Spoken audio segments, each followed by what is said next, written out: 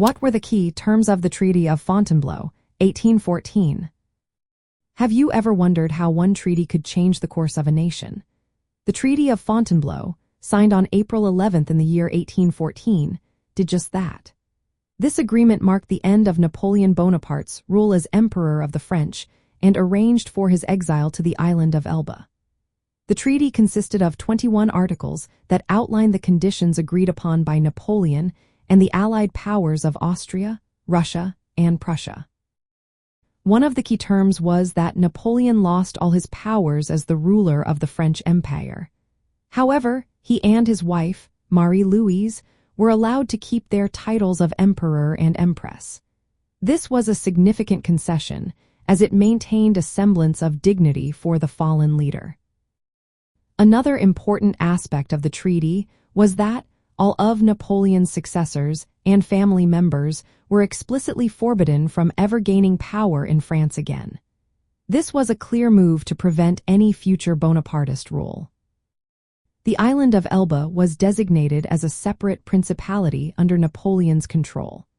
While its sovereignty and flag were recognized by foreign powers, only France retained the right to eventually absorb the island back into its territory. This arrangement provided Napoleon with a place to govern, albeit on a much smaller scale. Marie-Louise received the duchies of Parma, Piacenza, and Guastalla as part of the treaty. A direct male descendant of hers would hold the title Prince of Parma, Piacenza, and Guastalla, ensuring her family's legacy continued in some form. Additionally, Empress Josephine, Napoleon's first wife, saw her annual income reduced to 1 million francs. This was a significant cut, reflecting the shift in power dynamics. Napoleon was also required to surrender all his estates in France to the French crown and hand over all crown jewels.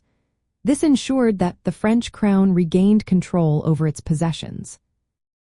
Interestingly, Napoleon was allowed to take a personal guard of 400 men with him to Elba. This was a small gesture that provided him with some level of security and support during his exile. The treaty was signed by notable figures, including Napoleon's representatives, such as Caulaincourt, Marshal MacDonald, and Marshal Ney. The Allied plenipotentiaries included Prince Metternich, Count Nesselrode, and Baron Hardenberg.